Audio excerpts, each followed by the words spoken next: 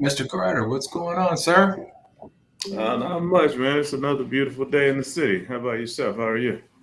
It is a beautiful day out there. We haven't, hopefully it's going to warm up a little bit. I'm tired of It all looks this. like the sun is out. Yeah, I yeah. know The next week's weekend's, supposed to warm up, so I'm excited about that.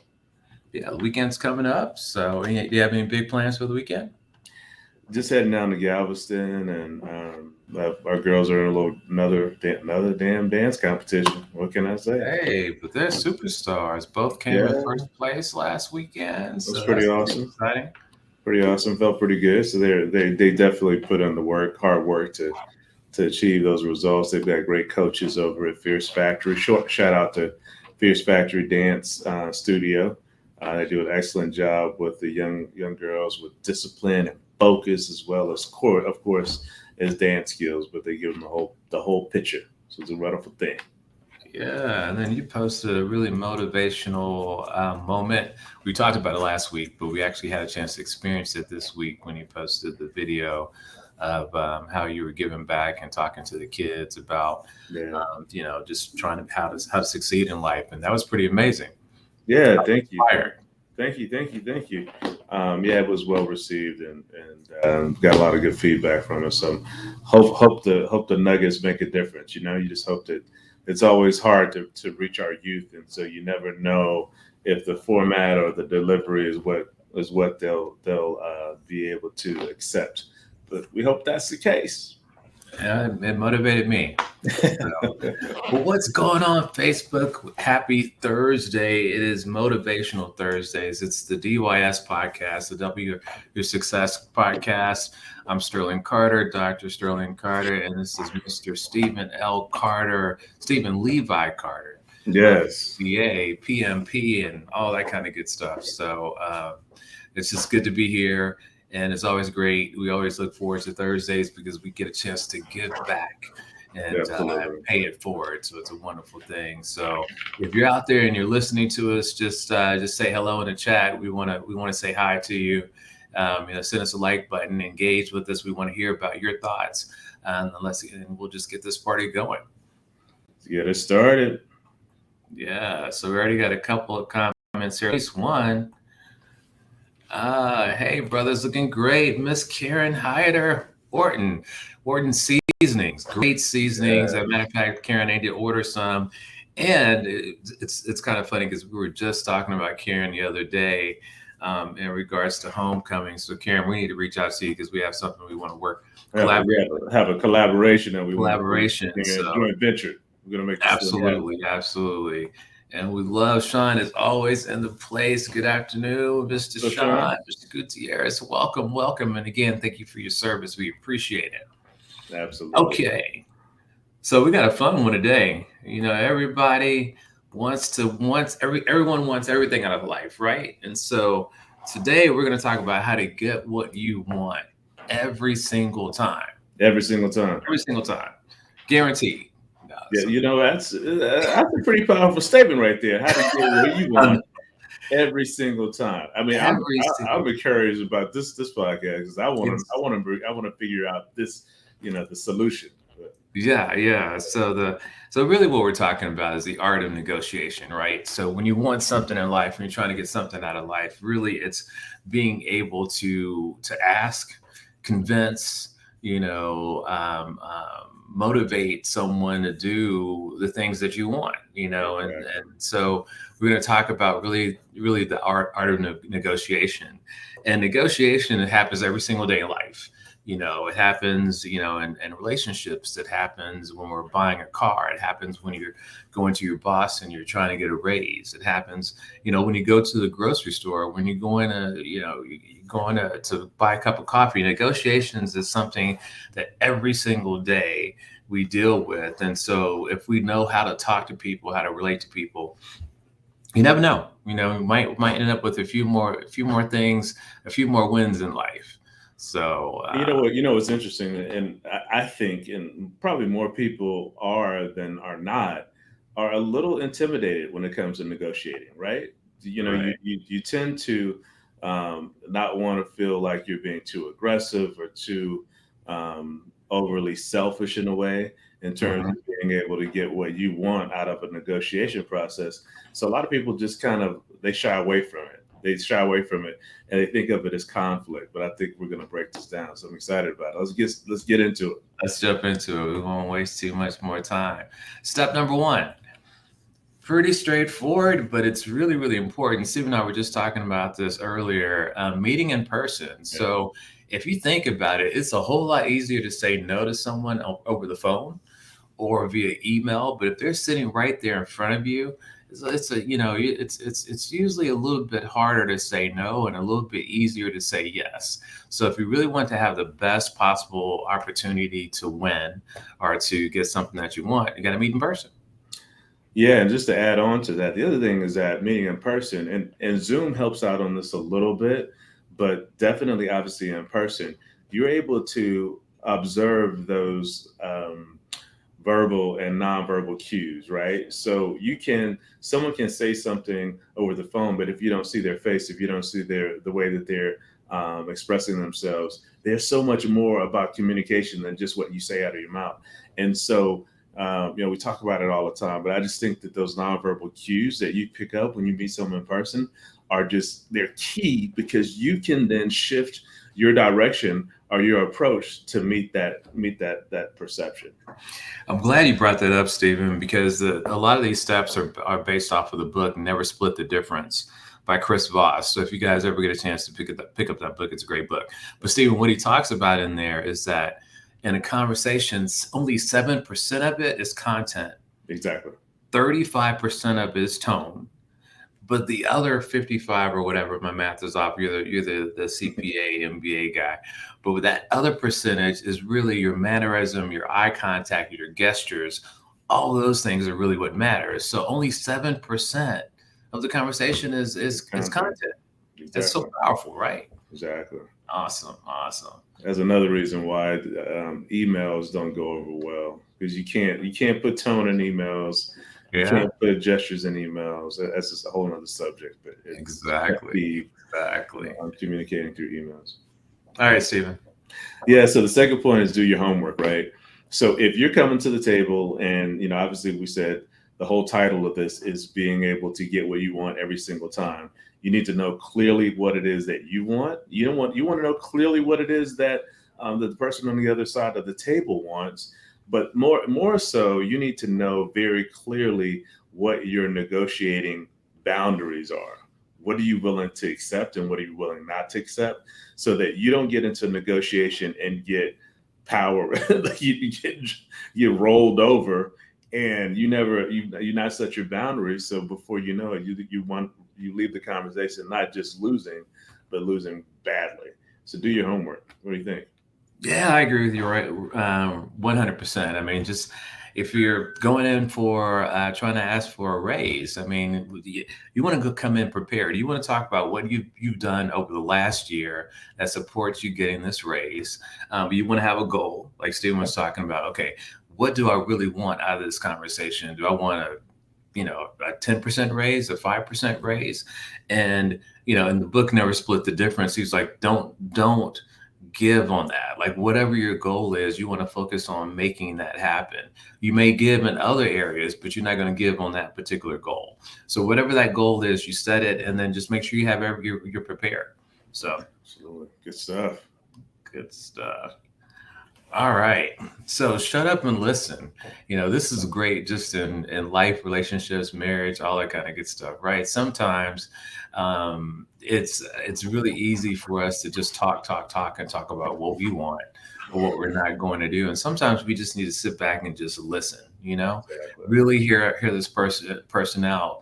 Some of the best negotiators that negotiate and Secret Service and high, velocities type of situations, they know that the most important thing is just to listen and to show empathy. You hear what they're saying, and then you actually just say, okay, you know what? I understand that. I can understand why you feel that way. Because when they feel like you're listening and you're empathetic to what they're saying, then they're more often to be open to what you're saying. So. Yeah, but the other part of this, and Sterling and I talked about this earlier as well, is the acknowledgement, right? Acknowledging that you understand what they're saying and that you understand that what's important to them.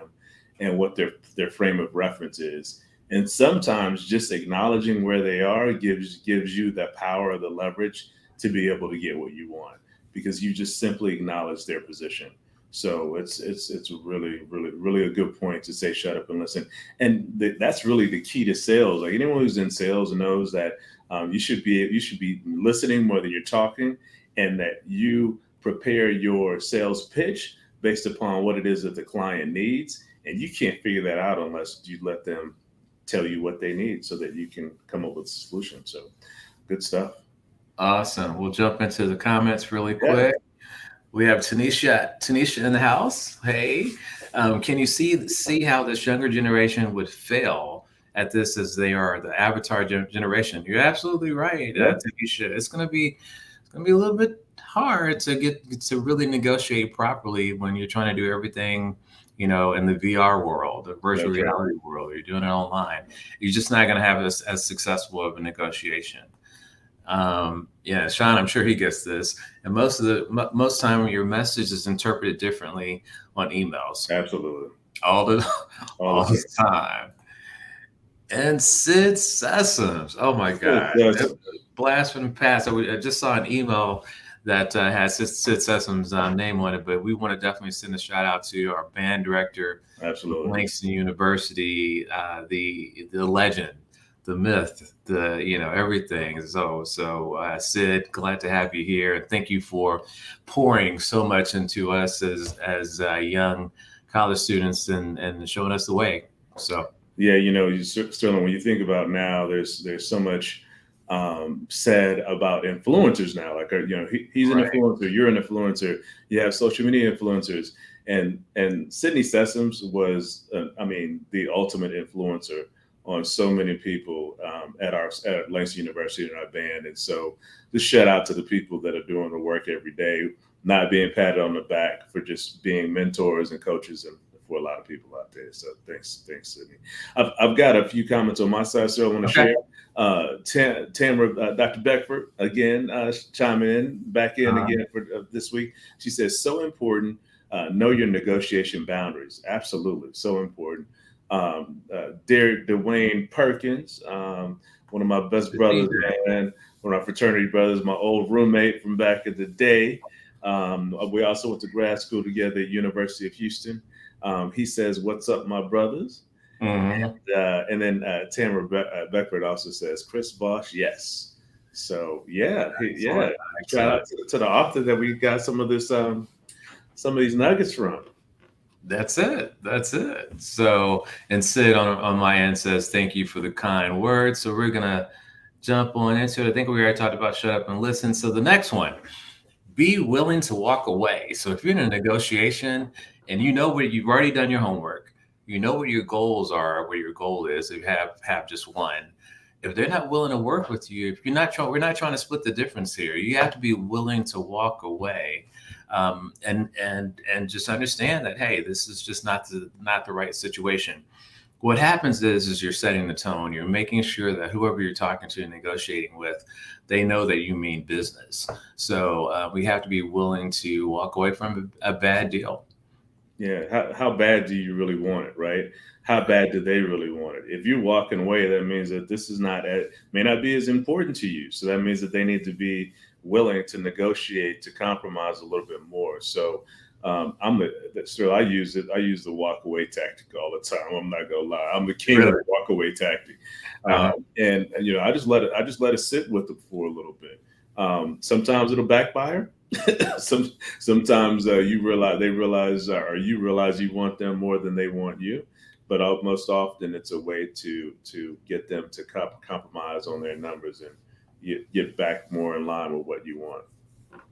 You bring up a really good point, Stephen. I think about each time that I walked away from a situation, or even if someone's walked away from me in a situation, because in our profession, we have to deal with a lot of negotiating in regards to staff and that kind of thing. It makes you kind of sit back and think about, okay, do I really want to stay firm on this situation, or Yeah, do I want to, see what I can do in order to accommodate? So you got to sit back and think about it. So good stuff. Good stuff. yeah, absolutely. All right. Next thing, shift the focus. And so what we mean by shifting the focus is a lot of times, sometimes there's one single point that everyone's focused on. It's typically it's price, right? So Right. if you're going to buy a car, you're trying to get the best price. If you're going to, if you want to raise, you're trying to get the biggest raise. The employer is probably thinking about, well, I don't want to spend that much money, but you want to shift the focus and not just focus on the price point, but focus on other things that are beneficial within the conversation and negotiation. Because if you can take them off of that point, then it changes the focus. Absolutely.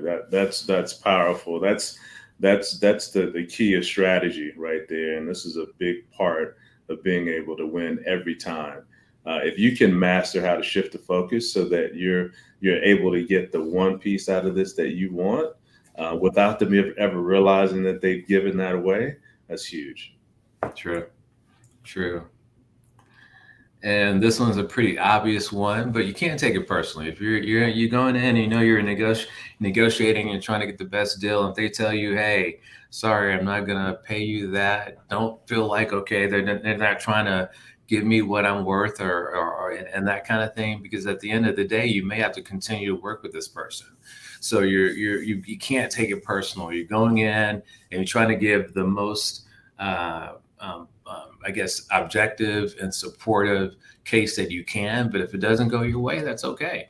And you always have options. So, but just don't take it personally. Mhm. All right. And Stephen, this is a good one. Yeah, smile and slow it down. So I love it. I'll be honest, Earl. This used to irritate me a little bit with some people, but you kind of have these people that they speak with a cadence and they're slow and they're methodic and they pause. Sometimes it's an uncomfortable pause before they finish their statement, but it's been shown that when you add in those pauses, when you slow down and you're very intentional about the way that you speak, it puts you in a position of power. It gives a perception of being more intelligent, and that you have something very important that you're saying that you need to take the time to listen to.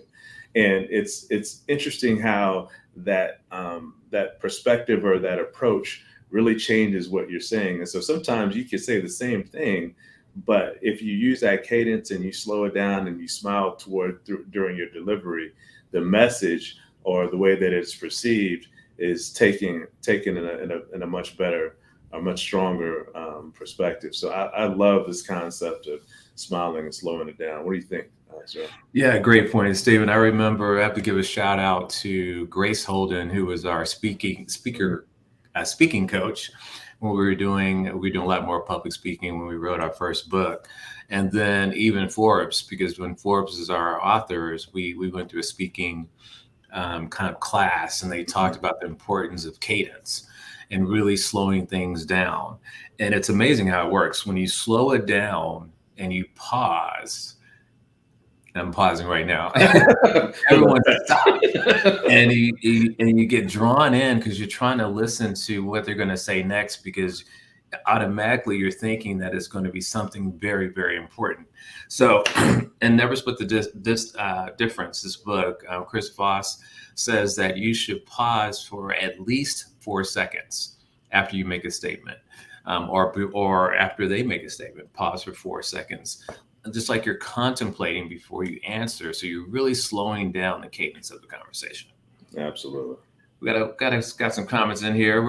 I love the engagement. This is awesome. Okay, so got James Martin is in the house, Mr. Gentleman himself, Mr. Charisma, Exactly. in our fraternity. Gentlemen. Yes, the gentleman. He says, "Good afternoon, gentlemen. Love the platform, brothers." And James, I know we talked about it not too long ago. We definitely need to collaborate on something. I think we got something big coming up. We need to just brainstorm on what it will be. And Karen says, "A no may sometimes be yes later on." That's absolutely true. That's good. That's really good. That's strong. Good stuff. And Mr. Sessom says, "Walking away shows you know your value." Mm-hmm. Spot on. And then Sid says, "Smile and slow it down." is a definite Obama tactic. That's Yeah. so true. Those Yeah, great orators, if you listen to them, it's so natural. That's just what they do. It exactly. really, really changes the entire delivery of your message. So good. Any comments on your side, Stephen, before we move on? No, no, we're good on my side. Okay. Awesome. Awesome. So next one, just have a couple left. Neutralize the negative. And we kind of talked about this earlier, but it's just okay. If you know that whoever you're negotiating with is going to have an issue with said situation, or they may have this particular thought, then you want to put that in the future on the forefront. You want to actually say it before they do, because it neutralizes that negative statement, and then you can then start focusing on the positive. So, for example, if I'm coming in and I'm asking for this huge raise, and I know that I'm asking for more money than any other employee in the company, I'm going to make that statement. I'm going to say, "Hey, I know I'm asking for more money than you probably ever paid an employee before, but look, I'm worth it, and this is why." And then you start stating the positives to that situation, which you neutralize the negative. I think it's a really powerful tool. What do you think, Stephen? Yeah, no, I agree. I think you well said. Well said. Excellent, excellent. And then last but not least, take it home.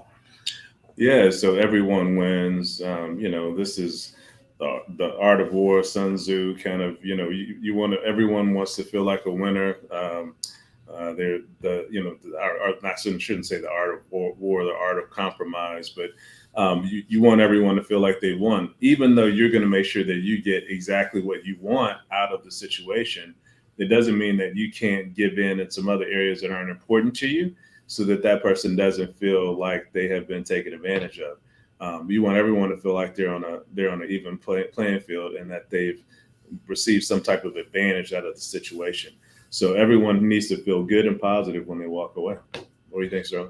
Man, I agree 100%. That's how you end a negotiation in a positive way, and both parties feel like that they've gotten something out of it, and they haven't someone hasn't gotten over on them and that kind of thing. So absolutely, and like Stephen, like you're saying, you still have your goal from the very beginning, and you're still Mm-hmm. going to get that goal, because we don't want to compromise on that particular goal. But that doesn't mean that you can't give in other areas and those things that really don't matter as much for you. So maybe you have to work a little bit longer, each day of the week, or maybe you have to work on a Saturday once a month or something, Exactly. But you have to be open and thinking about what other things can I be open to, so that I can make sure that we all win. Good stuff. Good stuff. Well said. Awesome, awesome, awesome. So this was a pretty quick one. Usually we finish right at 30, but we're at 23 minutes. So now, Stephen, you can give us some nuggets. Tell us some things. Give the people what they want, as they say. Any nuggets you No, I want think. to I share? mean, I think the overall takeaway is that in order to be able to negotiate effectively and to be able to win every time, the most important piece is to do your homework, to make sure that you understand what your boundaries are in terms of what you will bend on and what you won't bend on. Make sure that you listen to the other party and acknowledge what they're saying. Make sure that your delivery and your approach, you're smiling, you're giving those nonverbal cues that you're involved and engaged. And then if you have to walk away, walk away. Don't take it personal. If you don't win this time, like Kieran mentioned, maybe you don't win this time, but the next time you're preparing for the bigger win the next time around. So it all has to be strategic in terms of your approach, but it's all about being prepared when you step up to the table to make the negotiation happen. That's a really good point, Stephen, and great summary there. And I'll just highlight that one point. Just in this, and if you're in a particular negotiation and you have to walk away, and it's not the right fit for you, there may be something bigger around the corner. Hmm. This could be, everything happens for a reason, and Steve and I are very spiritual, and so maybe that's not where God intended you to be. Maybe that's not where He wanted you to be. So maybe He wants you to know that you're not going to get paid or valued the way that you should be in this particular position, because He wants you to step out and trust Him and go and do what He really wants you to do. So that's it. Yeah, Very, very good place to end on. We appreciate you guys joining us every week. Again, love the comments, love the interaction. Please like and share this with someone else that you think could benefit from the message. And again, I think we mentioned this the last time, but if you guys have topics that you'd like us to speak upon, any suggestions, we're open to that. We've also talked about doing some interviews in the future. So bringing on some guests onto the podcast. So have any recommendations on that? Let us know that too. Awesome. Before we go, just a couple of comments. Sean says, love these podcasts. Always get little nuggets out. Never too old to learn. So true. So true. We even learn teaching these podcasts. Absolutely. Y'all stay blessed. I appreciate y'all. We appreciate you too, Sean. And Marcus says, spot on training, great wisdom. What's going on, Mr. Ford? And then we'll bring it home with Karen. Thanks for the nuggets. Nuggets, fantastic. And great having you on board, sis. It's always good to have you in the place. So everyone, we'll see you on next Thursday. We'll do this again. And until then, make it a great week. Take care. And get everything you want in life. Okay, we're out.